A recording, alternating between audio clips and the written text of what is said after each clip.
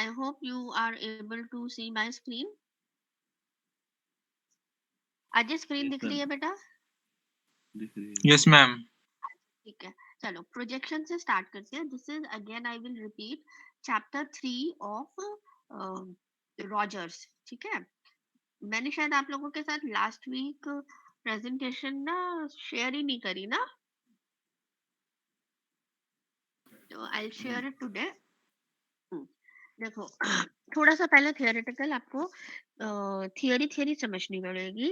हालांकि इस चैप्टर में से थियोरी में पूछा कम जाता है, मुश्किल से 2 या 3 नंबर का पूछा जाता है, but you should know because it's important from viva point of view.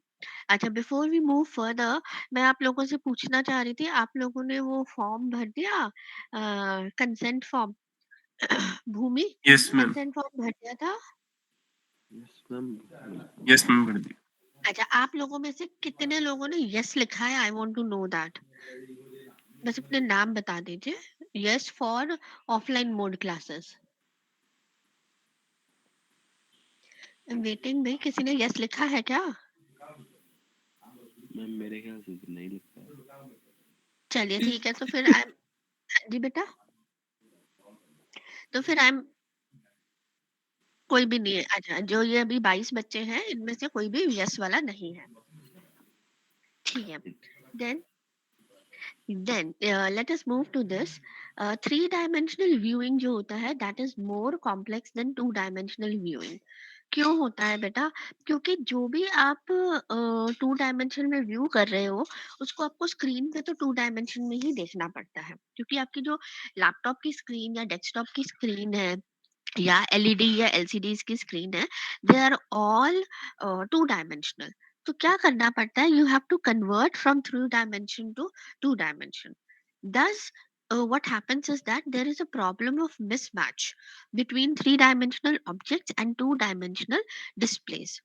इसको करने के लिए from third dimension to moving down to the second dimension we would require form of projection. Actually में प्रोजेक्शन क्या कर रहा है? It is transforming. Just read this line, it transforms a 3 dimensional object into a 2 dimensional projection plane. In general जब भी आप nth dimension से किसी भी n-1 या n-2 या n-3 डायमेंशन पे आते हैं, any dimension, any coordinate system which is less than n, this is called as projection.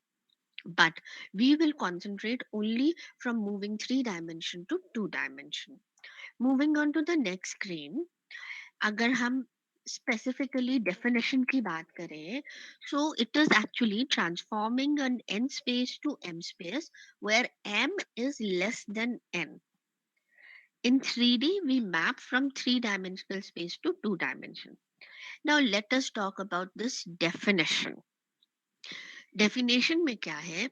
Projection of a 3D object is defined by straight projection rays called projectors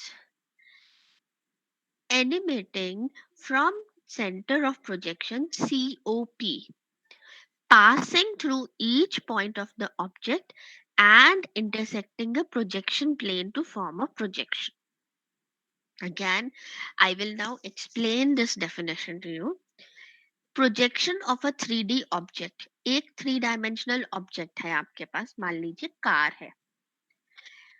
उसको कैसे, उसकी projection, car की projection को हम कैसे define करते हैं? By straight projection rays. जहां पे आपकी यूजर की आई है वहां से आपके पास रेज आएंगी, प्रोजेक्ट स्ट्रेट रेज आएंगी जो कार पे फॉल करेंगी. ठीक है, उन रेज को बोलते हैं प्रोजेक्टर्स. वो कहाँ से बाहर निकलती है? ये प्रोजेक्शन रेज कहाँ से निकलती हैं? They are emanating from a point which is called as centre of projection. जहां पे आपका लाइट सोर्स, देखो 2 चीजें हैं, एक है लाइट सोर्स और एक है यूजर की आई. और लाइट सोर्स और यूजर की आई के बीच में है आपका वो ऑब्जेक्ट जिसको आपने देखना है, मान लीजिए कार. तो आई होप यू अंडरस्टैंड कि पहले आपका प्रोजेक्टर है, फिर आपका थोड़ी दूर पे कार है, फिर उससे थोड़ी दूर पे आपका यूजर की आई है, आप खुद खड़े हैं, ठीक है। अब क्या हो रहा है, जहाँ जो प्रोजेक्टर है दैट इज उसका जो सोर्स है, वहां से आपकी रेज बाहर निकलती है। भाई सोर्स तो लाइट ही देगा ना हमें, और वो लाइट जो है वो ओमनी डायरेक्शनल सारी डायरेक्शंस में जाएगी। अब वो डायरेक्शंस में से जहां पे वो कार है वहां पे वो फॉल करती है। क्या लिखा है, animating from centre of projection. जब वो कार पे फॉल करती है तो क्या करती है वो, it passes through each point of the object. तो वो कार के हर पॉइंट पे फॉल कर रही है और उसको पास कर जाती है, and intersecting the projection plane to form the projection. So that means intersecting the projection plane. That means car के आगे projection plane है। projection plane हो गया आपका display device, जिसके ऊपर आपकी projection बनती है। तो there are four things in line. सबसे पहले आपका projector है, फिर आपके पास center of projection है, फिर आपके पास कार है, कार के आगे प्रोजेक्शन प्लेन है, और प्रोजेक्शन प्लेन के आगे आप खुद से खड़े हैं। प्रोजेक्ट सेंटर ऑफ प्रोजेक्शन से लाइट निकली बाहर, वो जाके पूरे ऑब्जेक्ट पर फॉल करी। सिर्फ फॉल नहीं करी, वहां से वो उसको इंटरसेक्ट करके प्रोजेक्शन प्लेन पे जाके फॉल करती है। प्रोजेक्शन प्लेन पे उसकी एक प्रोजेक्शन बनती है, जिसको यूजर की आई जो है देखती है। This is what is the definition of projection. Bhumi, clear है? Bhumi, is it clear? Yes. Am I Yes, ma'am. audible? तो Yes, ma'am. तो next is the class of projection which we are dealing will be planar projections. Planar geometric projections, क्योंकि हमें उसको थोड़ा सा आसान रखना है. Now, here what you have is sorry. Here what you have is there are two types of projections. Depending upon the projectors are the lines that either converge at the center of projection or are parallel.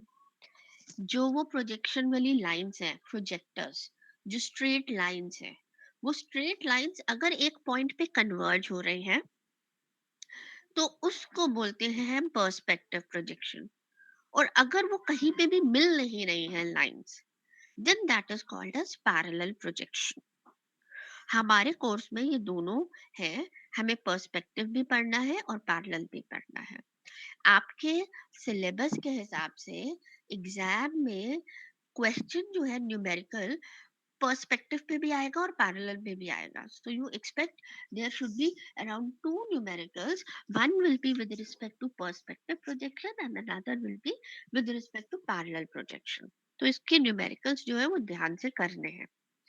हाँ जी, अब देखो perspective projection का ये diagram. मैंने आपको क्या बोला था कि एक पॉइंट होता है जहां से लाइट आपकी बाहर निकलती है, that point is called a centre of projection. वो क्या करती है, जो लाइंस निकलती है, ये स्ट्रेट लाइंस निकलती हैं, इनको बोलते हैं प्रोजेक्टर। ये क्या करते हैं, ऑब्जेक्ट पे फॉल करके उन पे इंटरसेक्ट कर जाते हैं। जब ऑब्जेक्ट पे फॉल करके ऑब्जेक्ट को इंटरसेक्ट करें, उसके आगे आपका टू डायमेंशनल प्रोजेक्शन प्लेन होता है। वो जो प्रोजेक्शन प्लेन है that is what you are seeing. देखो again see this, you have centre of projection here. From this the rays are animating are coming out, which are called as projectors, which fall on the object. Object के बाद आपके पास यहाँ पे बीच में projection plane है। जब ये इसको इंटरसेक्ट करती है तो यहाँ पे जो इमेज आपकी फॉल होती है that is called as the projection. अगर अब आप यहाँ से देखेंगे तो आपको इस ऑब्जेक्ट का ये फ्रंट पार्ट ही सिर्फ दिखाई देगा, पिछला पार्ट नहीं दिखाई देगा। सो थ्री डायमेंशनल ऑब्जेक्ट को आप टू डायमेंशन में इस तरह से व्यू करते हैं। अब नेक्स्ट आपके पास इसी तरह से ये भी एग्जाम्पल इन्होंने दे रखा है कि ये आपका हाउस है, हमने कार का एग्जांपल लिया था। यहाँ यूजर की आई है सेंटर ऑफ प्रोजेक्शन पे, यहाँ से आपके पास रेज जो है बाहर निकली, ठीक है।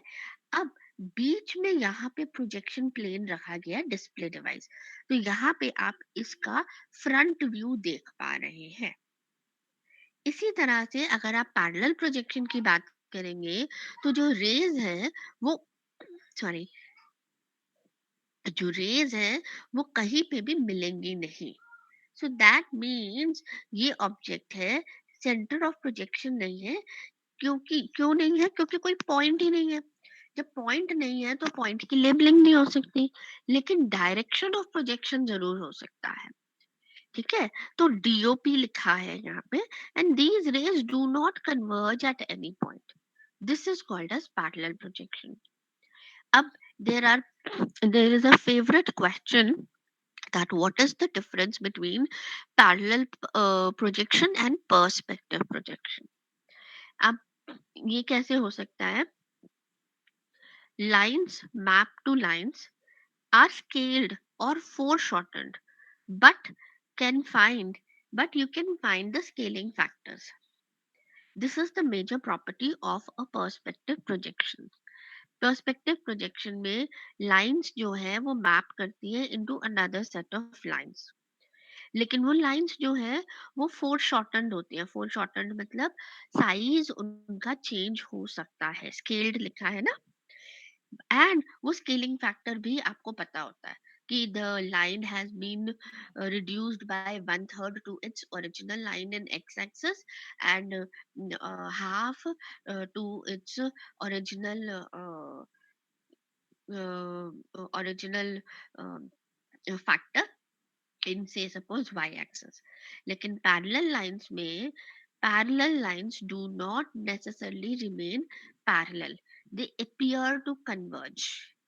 जैसे इस तरह से आपके अगर देखेंगे रेल की लाइन तो जब आप यहाँ से देखेंगे तो आपको लगेगा कि एक पॉइंट आ रहा है जहाँ पे ये जाके कन्वर्ज हो रहे हैं। So they do not necessarily remain parallel. अब एडवांटेज क्या है हमारे पास पर्सपेक्टिव का, प्रोजेक्शन का? That its size varies inversely with the distance. जितनी हम ऑब्जेक्ट को दूर से देखेंगे उतना वो ऑब्जेक्ट हमारे पास छोटा दिखाई देगा। दैट इज वो वहां पे फोर शॉर्टनिंग होगी। That means am I still audible? Yes, ma'am. हाँ, तो क्या मतलब है इसका कि पर्सपेक्टिव प्रोजेक्शन जो है वो रियलिस्टिक लुक है, ठीक है। लेकिन डिसएडवांटेज क्या है इसमें? That disadvantage is that we can't judge the distances as exactly as we can do with parallel projection। तो कहने का मतलब है कि कहने का मतलब है कि पैरेलल प्रोजेक्शन में क्योंकि आपका कन्वर्जिंग हो रहा है, आपका जो रियलिस्टिक डिस्टेंसेस है वो मेजरमेंट आप पैरेलल में कर सकते हैं, पर्सपेक्टिव में नहीं कर सकते। तो दैट मींस इंजीनियरिंग ड्राइंग में parallel projection will be more better as compare to perspective. लेकिन पर्सपेक्टिव जो है वो आपका रियलिस्टिक इफेक्ट को प्रोड्यूस करता है, क्योंकि आपका जो ऑब्जेक्ट का साइज है it varies inversely with the distance. Now further there are other properties of parallel projection। Properties of parallel projection में it is not realistic looking but it is good for exact measurements and the ratios are always preserved। We'll come back to all these properties in the numericals। Now this is difference between perspective projection and parallel projection। Anshika दिखाई दे रहा है बेटा ये table? Anshika? Yes, ma'am. दिख रहा है. Now देखो सबसे पहले पर्सपेक्टिव में देखो, the distance from the center of projection to the projection plane is finite। Distance कौन सा? Center of projection to the projection plane is finite, whereas here the distance from the center of projection to the projection plane is infinite। Moving back here,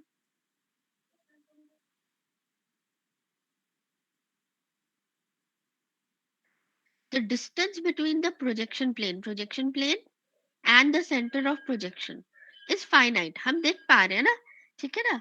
लेकिन यहाँ पे the distance between the projection plane and the center of projection, क्योंकि center of projection होगा ही नहीं कहीं, क्योंकि ये कहीं पे meet ही नहीं कर रहे हैं, तो it is infinite. So this is the basic difference between the two. अच्छा, while defining we specify its center of projection, whereas here we will give only its direction of projection.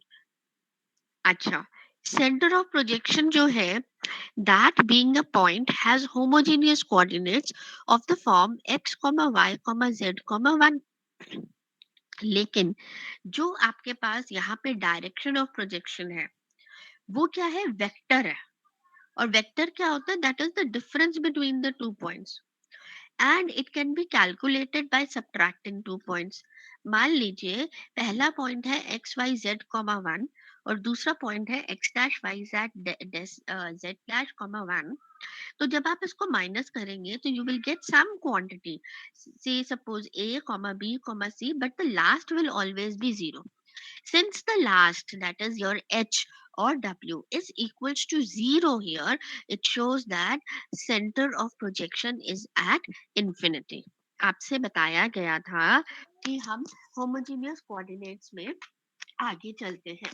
जब हम homogeneous coordinates की बात करते हैं तो हमारा h जो है वो इक्वल्स टू 1 हो सकता है, 2 हो सकता है, 3, एनी क्वांटिटी हो सकता है, बट हम जीरो नहीं रखते. जीरो रखने का मतलब है हम बात कर रहे हैं the point is at infinity. और जब यहाँ पे हमने देखा कि हम वेक्टर को से पॉइंट कैलकुलेट कर रहे हैं, तो हमारा जो d आ रहा है that is having your last h equals to 0. So it shows that, or it proves mathematically, that center of projection is at infinity. तो इससे रिलेटेड आपको parallel projection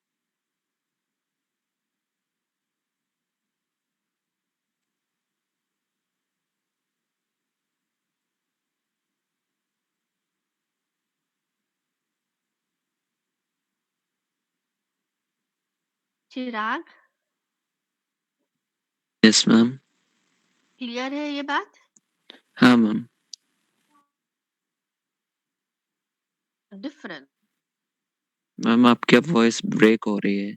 it has vision similar to photo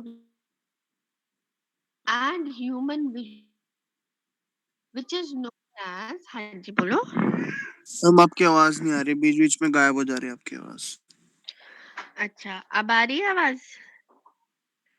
हाँ अभी तो आ रही है. ठीक है, जब नहीं आएगी तो बता दीजिएगा, ठीक है?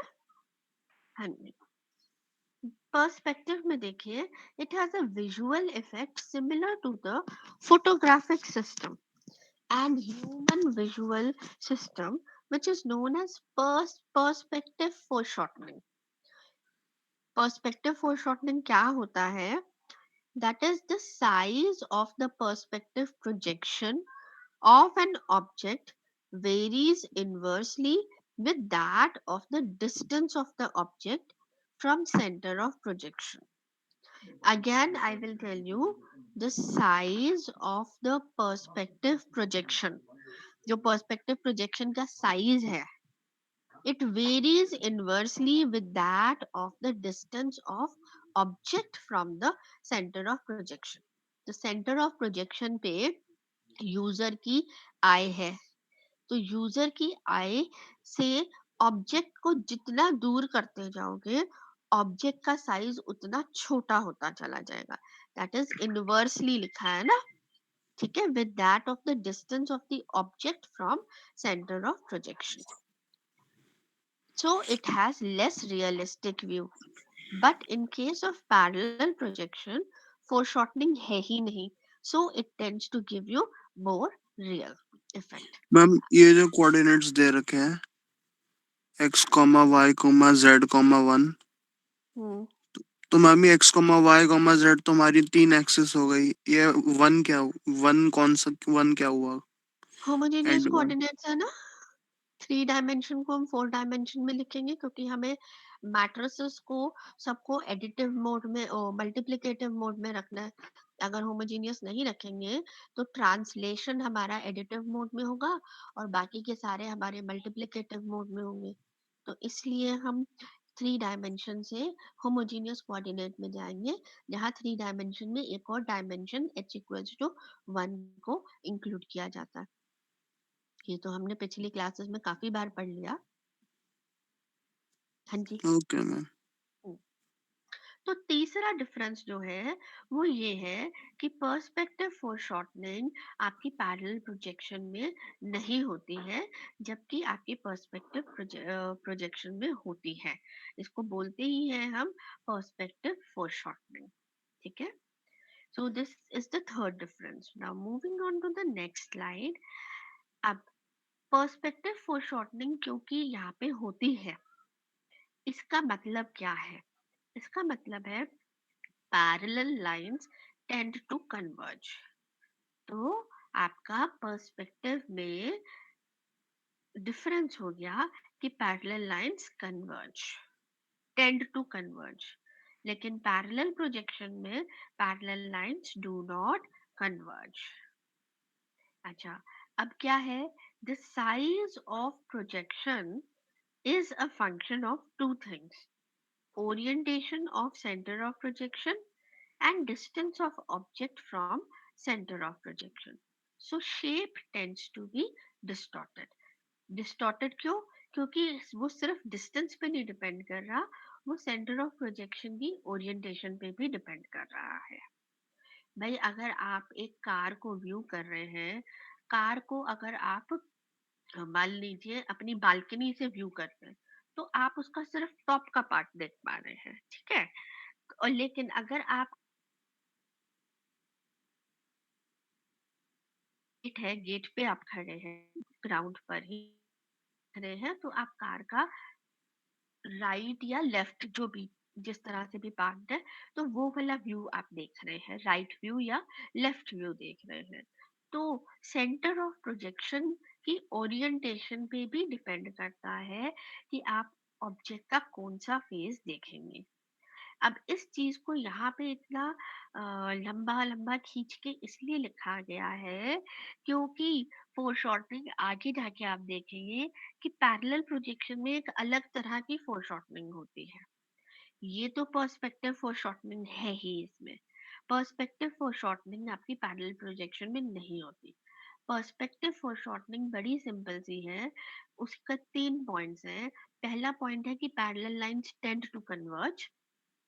सेकंड पॉइंट है कि जो साइज ऑफ प्रोजेक्शन है वो सिर्फ डिस्टेंस पे नहीं डिपेंड कर रहा है, वो ओरिएंटेशन पे भी सेंटर ऑफ प्रोजेक्शन की डिपेंड कर रहा है। और थर्ड पॉइंट ये है कि शेप जो है वो उससे डिस्टॉर्टेड हो जाती है। पैरेलल प्रोजेक्शन में जो आपका फोरशॉर्टनिंग आएगी उसमें आपका शेप जो है वो डिस्टॉर्टेड नहीं होगी। वो हम आगे पढ़ेंगे, अभी नहीं पढ़ेंगे, ठीक है। Now the next difference is it is not useful for recording exact shapes and measurements of the object because distances cannot be taken from the projection। क्यों यूजफुल नहीं है? क्योंकि अभी हमने ऊपर पढ़ा है, जितना आप ऑब्जेक्ट को दूर करोगे उतना उसका साइज छोटा नजर आना शुरू हो जाएगा। तो दैट मीन्स हम उसको डिस्टेंस की वजह से एग्जैक्ट शेप और उसका साइज को नहीं मेजर कर सकते। बट parallel projection में it can be used for exact measurements and parallel lines do remain parallel। ठीक है। Then the last point which you need to understand is angles are preserved only on those faces of the objects that are parallel to the projection plane। Now this is not a difference between the two, ये दोनों के लिए correct है। Angles जो होते हैं they are preserved only on those faces of the object that are parallel to the projection plane। Projection plane में X Y axes है और मान लीजिए जो आपकी कार है वो बिल्कुल आपकी प्लेन सरफेस पे खड़ी है तो वो एक्स के साथ भी इंक्लाइंड है और वाई के साथ भी इंक्लाइंड है, तो वहां पे जो एंगल्स है दे विल बी प्रिजर्व। लेकिन अगर वो कार एक स्लांटिंग रोड पे खड़ी है तो वो एक्स और वाई जो प्रिंसिपल एक्सेस है उनके साथ पैरेलल नहीं है वो, then in that case angles will not be preserved. When the angles are not preserved, then your object will have a different shape when you view it on projection. ये सब आपको clear तब होगा जब आप साथ साथ में न्यूमेरिकल्स इसके अगली क्लास में करेंगे। ठीक है, यहाँ तक ललित, यहाँ तक आधा अधूरा समझ में आया है ललित? Yes ma'am. तो अब आपके पास एग्जाम में दो क्वेश्चंस आ सकते हैं, cite any two differences between perspective and parallel projection, या सीधा सीधा ये आ सकता है कि for why parallel projection is preferred for exact measurements, या ये आ सकता है कि is foreshortening possible in parallel projection, justify your statement. तो किसी भी तरह से जो भी पूछा जा रहा है वो सारा का सारा जवाब आपका इस टेबल में है। ठीक है, now moving further, there are different types of perspective and parallel projection. This figure is from your book. Plane geometric projections जो हैं they are of two types, parallel and perspective. पहले perspective के points कर लेते हैं। Perspective is of three types. One is single point, another is 2 point and the last is 3 point. इसके बाद 4 point 5 point क्यों नहीं है? क्योंकि हमारी डायमेंशन ही ये तीन है। हमारे पास या तो सिर्फ x एक्सिस है, या x और y एक्सिस है, या फिर x y और z एक्सिस है। तो आपके पास ये सिंगल पॉइंट पर्सपेक्टिव प्रोजेक्शन है, 2 पॉइंट पर्सपेक्टिव प्रोजेक्शन है और 3 पॉइंट पर्सपेक्टिव प्रोजेक्शन है। Then you have parallel. Parallel के आपके पास तीन टाइप्स है। One is orthographic, another is axonometric and the last is oblique. Axonometric में you have three types here: trimetric, which is a special case of diametric and isometric. We say isometric is a special case of diametric is a special case of trimetric. Then oblique projections may you have two other projections, two different types of projections. One is cavalier projection and another is cabinet projection. ठीक है? Now moving to each of the definitions. अच्छा, ये तो है affine. Just moving from here, sorry. देखो affine transformations क्या होते हैं?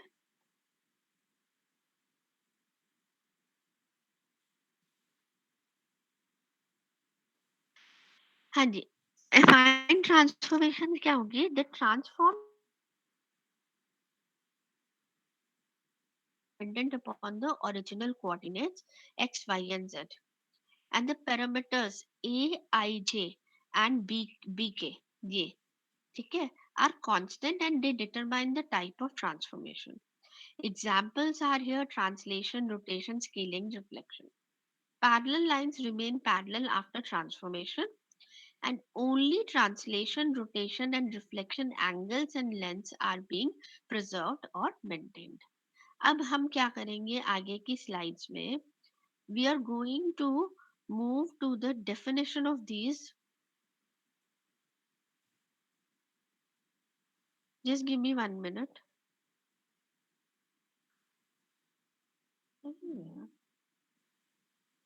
Give me 1 minute.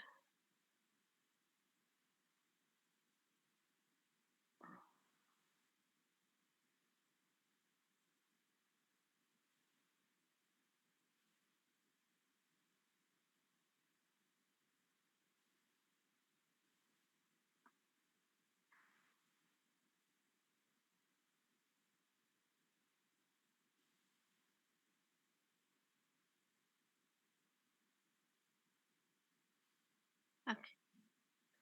Acha. Now we were here.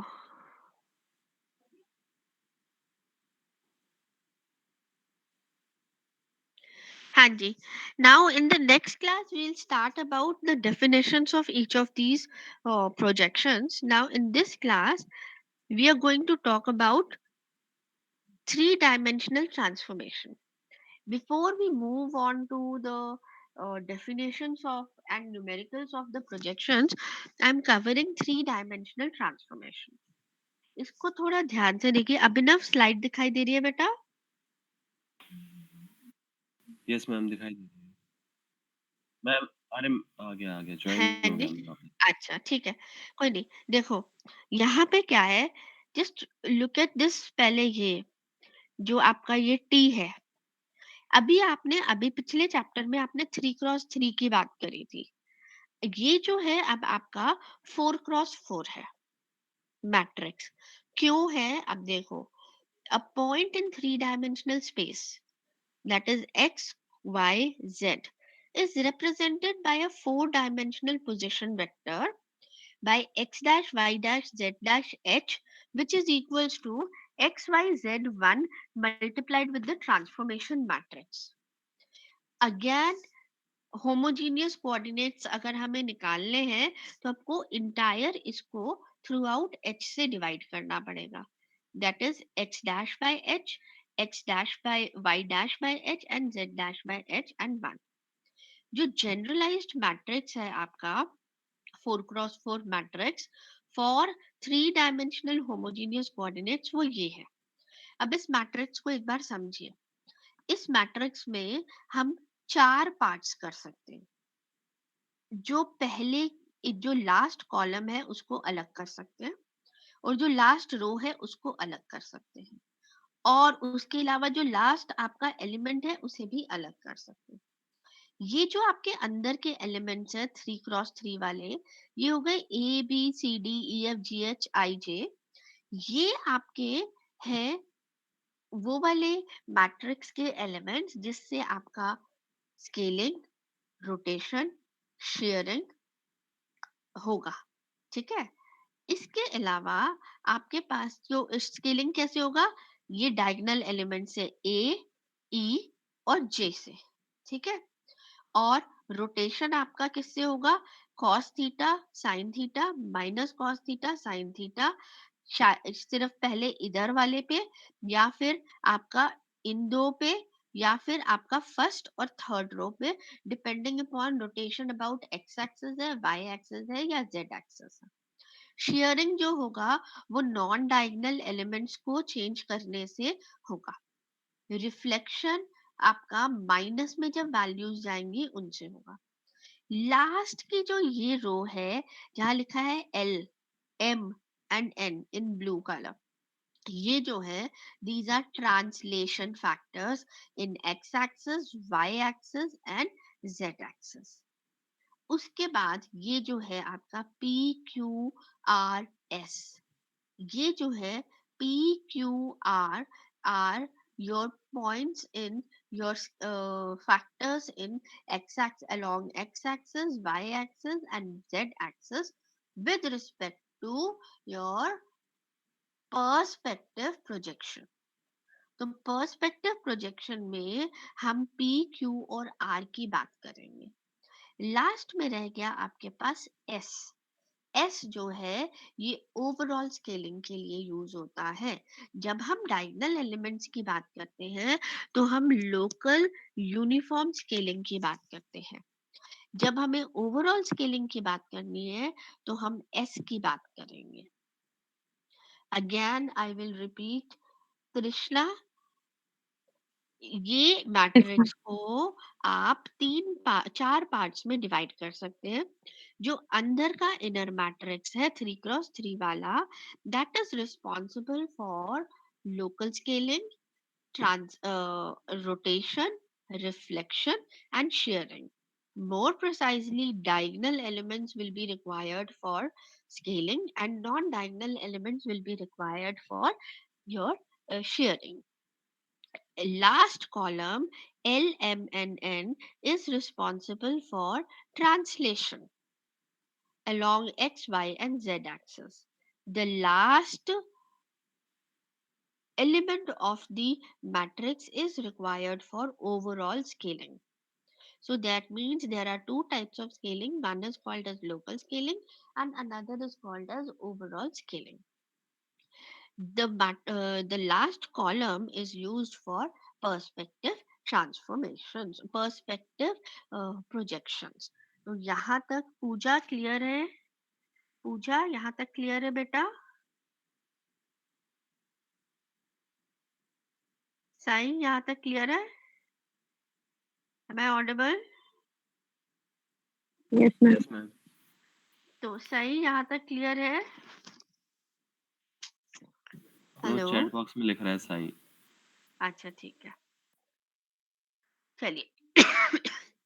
So here what we are trying to tell you that the upper left 3 cross 3 submatrix produces a linear transformation in the form of scaling, shearing, reflection and rotation.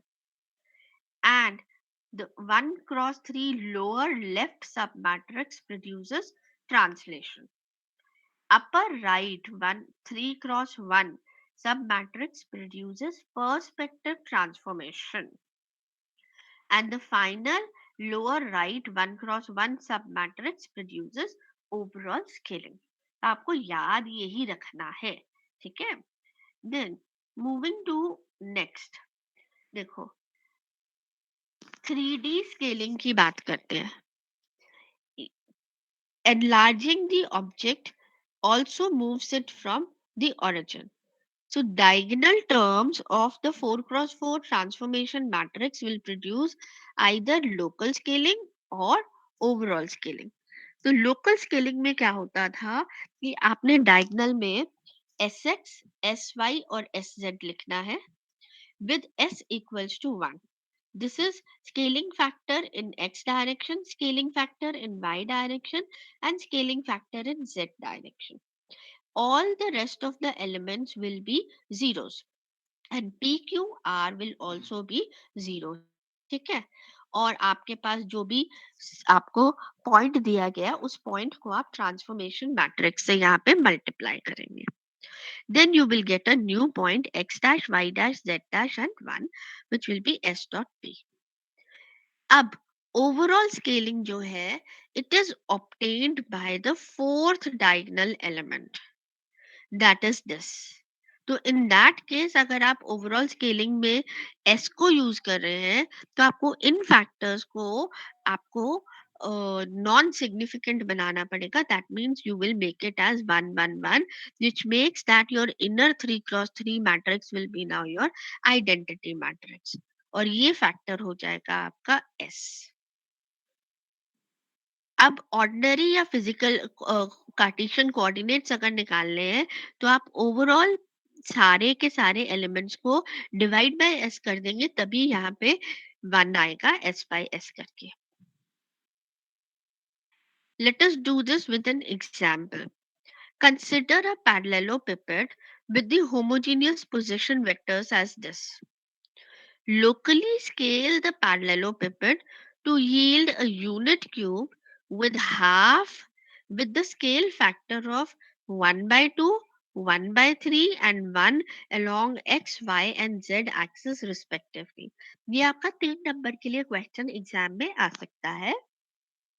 इसमें क्या किया है कि आपको पैरेललोपिपेड के dimensions दे रखे हैं, homogeneous coordinates में दे रखे हैं. आपको बोला गया है कि इसको लोकली स्केल करें with these factors along x, y and z axis. तो आपको जो ट्रांसफॉर्मेशन मैट्रिक्स है वो ये यूज करना पड़ेगा 1 by 2, 1 by 3 and 1. बाकी सारा आपका जीरोस रहेंगे और यहाँ पे आपके पास 1 आएगा s equals to 1 रखना है. करना क्या है, बस जो आपको मैट्रिक्स दे रखा था उसके साथ इसको मल्टीप्लाई करके आंसर इस होमोजेनियस फॉर्म में छोड़ना है. तान्या यहाँ तक क्लियर है बेटा? Tanya? Yes, ma'am. Yes, ma'am. अब ठीक है. अब नेक्स्ट क्वेश्चन है uniformly scale the unit cube shown in the figure by a factor of 2, that is double the size. इसका क्या मतलब है? Now look at this question clearly again. Uniformly scale the unit cube by a factor of 2. इसका मतलब है कि x axis में भी, y में भी और z में भी आपका स्केलिंग फैक्टर है 2 2 2. ठीक है, हर एक में आपका स्केलिंग फैक्टर है, हर डायरेक्शन में आपका स्केलिंग फैक्टर है 2. अब इसको आप यूनिफॉर्मली स्केल को आप दो तरीके से कर सकते हैं. Either you can do it by local scaling और you can do it by overall scaling. जब आप ओवरऑल स्केलिंग की बात करते हैं तो आप इनर मैट्रिक्स को आइडेंटिटी मैट्रिक्स बना देते हैं with diagonal elements as 1 1 1. Translation करना ही नहीं है तो 0 0 0. और अभी आप पर्सपेक्टिव ट्रांसलेशन ट्रांसफॉर्मेशन की नहीं बात कर रहे तो ये 0 0 0. और जो s की वैल्यू है दैट विल बी नाउ 1/2. जो भी आपको यूनिफॉर्मली स्केल फैक्टर दिया होता है वो आता है आपका डिनोमिनेटर में, तो 1/2. या फिर और इसको आपने इसके साथ मल्टीप्लाई कर देना है.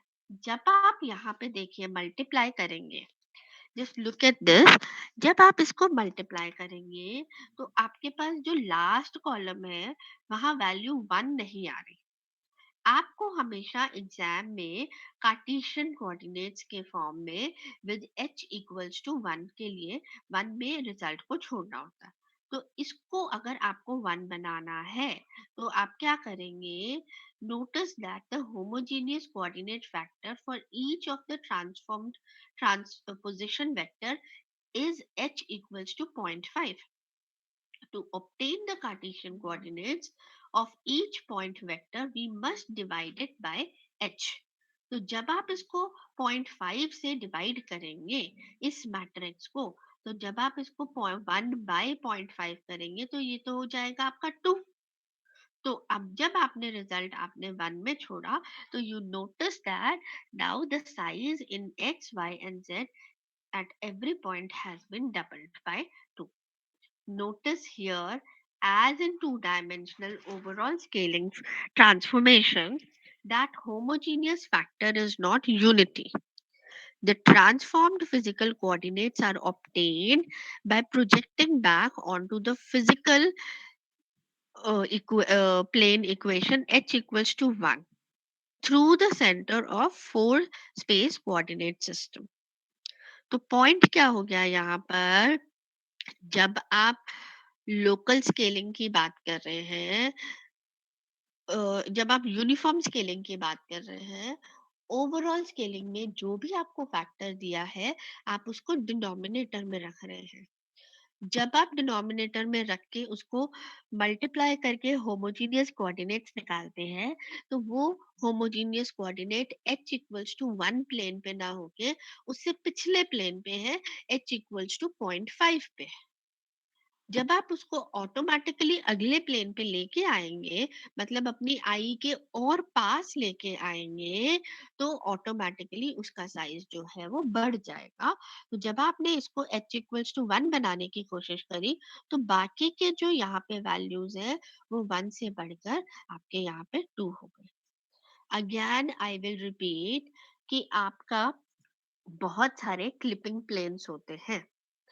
वो प्लेन्स आपके h इक्वल्स टू 0 से लेके h इक्वल्स टू 1 तक रेंज करते हैं. h इक्वल्स टू 0 बिल्कुल ओरिजिन पे है, h इक्वल्स टू 1 आपका बिल्कुल आपके आई के पास है. तो जितना आप h इक्वल्स टू 1 के पास आते जाएंगे उतना ऑब्जेक्ट आपके पास आता जाएगा. तो जितना ऑब्जेक्ट आपके पास आएगा उतना ही आपकी उसकी ऑब्जेक्ट की जो डायमेंशंस हैं वो आपको बड़ी नजर आएंगी. ठीक है, तो नट शेल में ये है, if s is less than 1 a uniform expansion of the position vectors will occur, and if s is greater than 1 then uniform compression of the position vectors occur. This is the general rule. तो s अगर 1 से छोटा है तो expansion होगा, uniform expansion. और s अगर 1 से बड़ा है तो यूनिफॉर्म कंप्रेशन होगा. यहाँ पे आपका s जो है वो 1 से छोटा है, तो छोटा है तो रूल सेज दैट कि यहाँ पर यूनिफॉर्म एक्सपेंशन होगा बाय अ फैक्टर ऑफ 2। यहाँ तक क्लियर है सबको? संतोष क्लियर है बेटा? Yes, ma'am. Now moving on to next. अच्छा, एग्जाम में ना इसका क्वेश्चन कैसे आता है इसी वाले का कि आपका स्केलिंग फैक्टर है यूनिफॉर्मली, देखो ये वाला क्वेश्चन ऐसे आएगा, uniformly scale the unit cube by a factor of 2। Part A use local scaling, part B use overall scaling. ठीक है, तो आपको पता होना चाहिए अगर लोकल स्केलिंग लिखा है तो आप यहाँ पे ट्रांसफॉर्मेशन मैट्रिक्स में सारे तीनों डायगोनल एलिमेंट्स को 2 2 2 करेंगे और यहाँ पे 1 करेंगे। और अगर ओवरऑल स्केलिंग से करा है तो इन सबको यूनिटी 1 1 1 रख के यहाँ पे 1/s कर देंगे। Is that okay? क्लियर? हाँ Yes, जी ma'am. अश्विन, ठीक है। अच्छा, अब नेक्स्ट आता है 3D शेयरिंग। 3D शेयरिंग में ऑफ डायगोनल एलिमेंट्स को आपने यूज करना, ठीक है। Of diagonal terms in the upper left 3x3 matrix submatrix of the generalized 4x4 matrix produce sharing in 3-dimensional space। अब ये आपके पास यूनिट क्यूब है, इसको शेयरिंग करोगे तो कुछ इस तरह से नजर आएगा।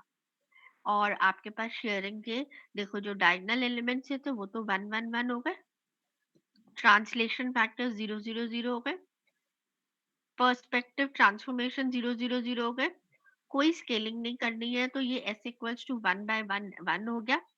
बाकी सारे फैक्टर्स आपने यहाँ पे ले लिए b c d g and f। जब आप इसको मल्टीप्लाई करेंगे तो you get the new points as this. Consider the unit cube with position vectors as this. Apply shearing transformation, वो आपको शेयरिंग दे रखा है कि आपका शेयरिंग का मैट्रिक्स ये है, या shear along X axis Y axis as this, factors दे रखे हैं। आप जस्ट उसको मल्टीप्लाई करते हैं and you leave the result as in the homogeneous coordinates. Now next is 3D rotation. Rotation about X axis, Y axis and Z axis. I hope you understand कि कौन से एक्सिस पे हम rotate करने की बात कर रहे हैं। Accordingly you have 3 different matrices. अगर रोटेशन अबाउट एक्स एक्सिस है, इसको समझने की कोशिश करिए। ट्रांसलेशन फैक्टर्स नहीं है तो लास्ट रो 0 0 0 1 है। पर्सपेक्टिव ट्रांसफॉर्मेशन नहीं है तो ये 0 0 0 1 है। बाकी बच गया ये आपका 3x3 मैट्रिक्स। क्योंकि अराउंड एक्स एक्सिस है तो एक्स एक्सिस में आप यहाँ पे y और z में cos theta sin theta minus sin theta and cos theta रखेंगे। जब अराउंड z एक्सिस है तो आप z एक्सिस में कुछ नहीं रखेंगे, यहाँ पे आप cos theta sin theta minus sin theta and cos theta रखेंगे। जब y है तो आपने x वाली रो और y वाली रो यूज करी है।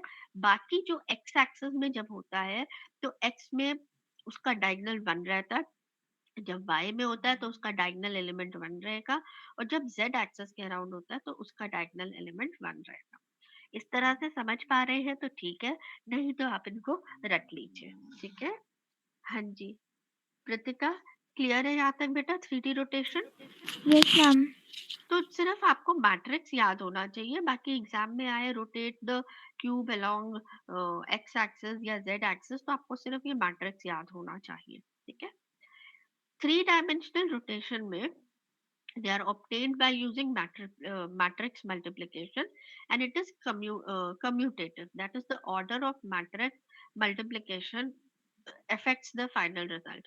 ऐसा आ सकता है question, consider a rotation about x axis followed by an equal rotation about y axis। तो फिर आप दो रोटेशन कर रहे हैं तो दोनों रोटेशन मैट्रिसेस को आपको पहले अबाउट एक्स एक्सिस को मल्टीप्लाई करना है, फिर अबाउट वाई एक्सिस को। अगर आप ये रिवर्स ऑपरेशन कर देते हैं then you see that your result is not the same, क्योंकि आपका वो कम्यूटेटिव मैट्रिक्स मल्टीप्लिकेशन कम्यूटेटिव होता है। Now coming to the next question, consider a rectangular parallelepiped with the matrix position vectors as this। ठीक है, now rotate it by theta equals to minus 90 degree about x axis. तो आपने क्या किया, x axis वाला rotation का matrix उठाया, ये वाला, इसमें आपने थीटा की जगह माइनस 90 डिग्री डाला, ठीक है, और आपके पास ये ट्रांसफॉर्मेशन मैट्रिक्स आ गया। इसको आपने डायरेक्टली इसके साथ मल्टीप्लाई कर दिया and then you get the result as this, ठीक है। Another question, consider the object with the position vectors as this.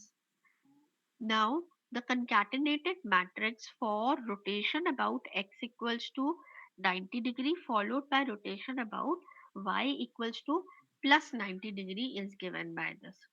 तो क्या किया आपने, पहले x एक्सिस का रोटेशन का मैट्रिक्स उठाया, उसमें थीटा इक्वल्स टू 90 डिग्रीज रखा, फिर आपने y एक्सिस का रोटेशन मैट्रिक्स उठाया, उसमें थीटा इक्वल्स टू 90 डिग्री रखा, दोनों की वैल्यूज कंप्यूट करके आपने t1 को मल्टीप्लाई किया t2 के साथ and then you get your final t.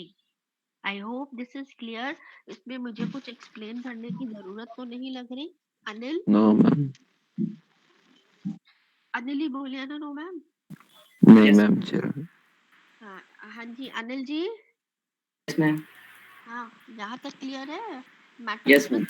Values theta की डालनी है Yes, ma'am.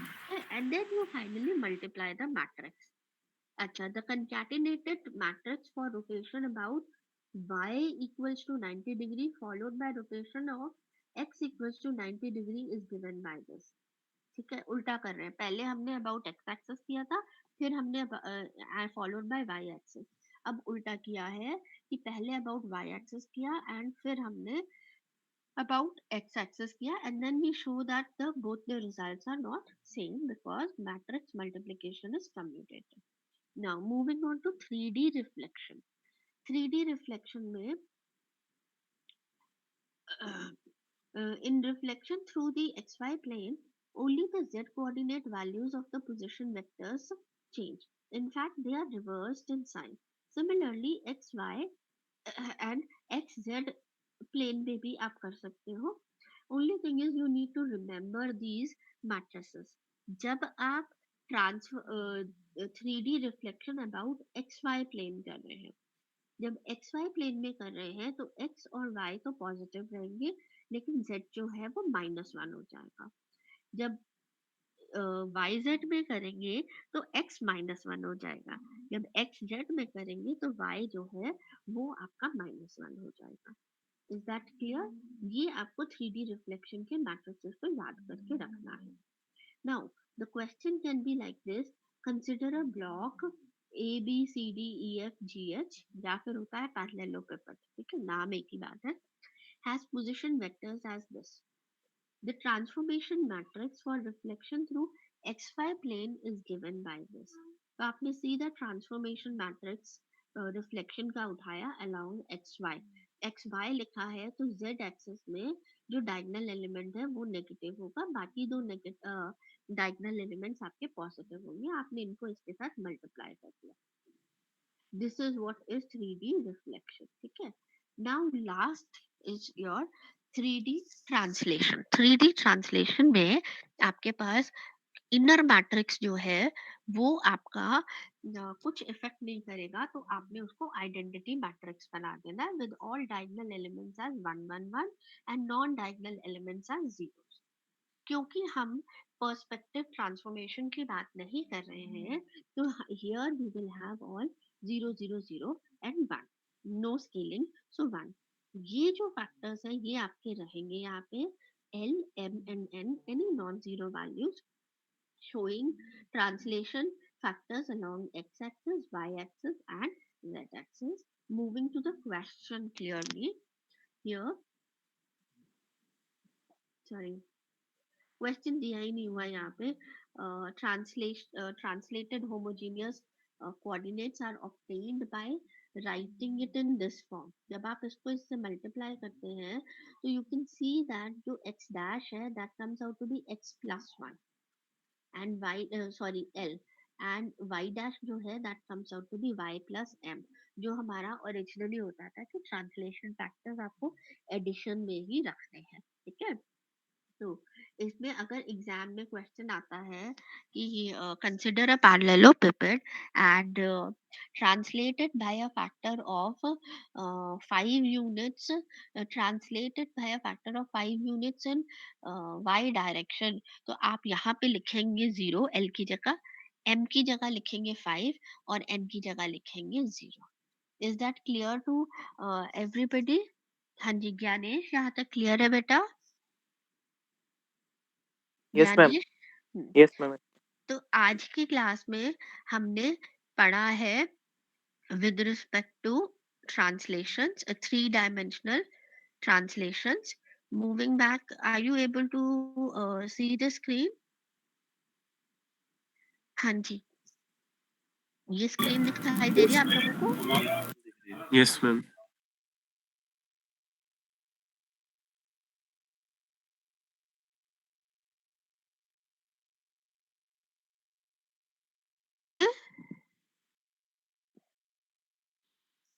सही सुन पा रहे हैं? रमेश सुन पा रहे हैं मुझे? Yes, ma'am. दिख रही है प्रोजेक्शन. तो मैंने आपसे ये बोला कि आज के क्लास में हमने 2 चीजें पढ़ी. एक हमने पढ़ा है, I am repeating it again, एक हमने पढ़ा है कि जब हम 3 डायमेंशन से 2 डायमेंशन में आते हैं उसको प्रोजेक्शन कहते हैं. इन जनरल बात करें तो हम ट्रांसफॉर्म कर रहे हैं n स्पेस से m स्पेस पे, जहाँ पे m जो है वो n से छोटा है. ठीक है, जब हम प्रोजेक्शंस की बात करते हैं तो अगर सेंटर ऑफ प्रोजेक्शन हमारा फाइनाइट डिस्टेंस पे है तो वो पर्सपेक्टिव प्रोजेक्शन है. अगर वो इनफाइनाइट डिस्टेंस पे है, वो पैरेलल लाइंस कहीं नहीं मिल रही है, then that is called as parallel projection. Then next which we have talked about is the difference between perspective and parallel projection, जिनसे हमें ये पता चलता है basically कि ये distance from center of projection to the projection plane is finite. If it is infinite, then it is parallel projection. Second most important thing is perspective foreshortening आपकी perspective projection में होती है, जिसकी वजह से हम उसको रियल मेजरमेंट्स में, एग्जैक्ट मेजरमेंट्स में यूज नहीं कर पाते हैं. ठीक है, then third which we found out here is that there are various types of further types of projections which we will study in the next class. That perspective is of 3 different types, parallel is of again 3 different types, जिसके आगे further types भी हैं.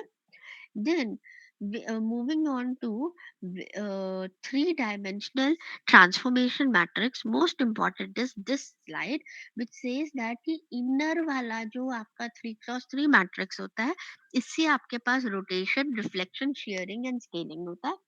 Last का ये जो element है, इससे आपके पास ओवरऑल स्केलिंग होता है.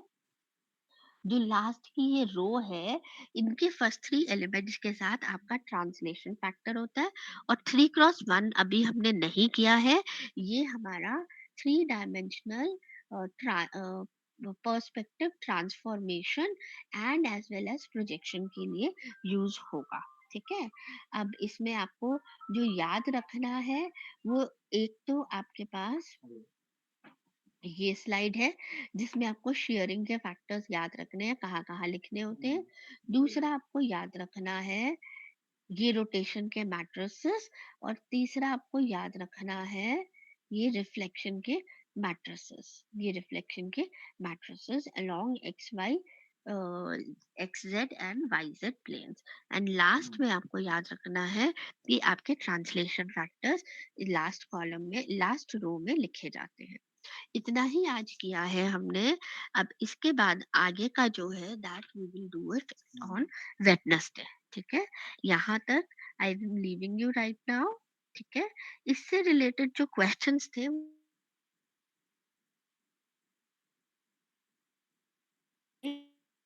इंफॉर्मेशन पिछली क्लास में मैम आवाज कट गई आपकी. We are meeting on. Hello. अब आ रही है आवाज? यस मैम आ रही है.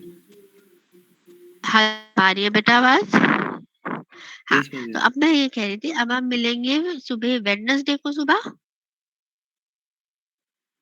हाँ मैम।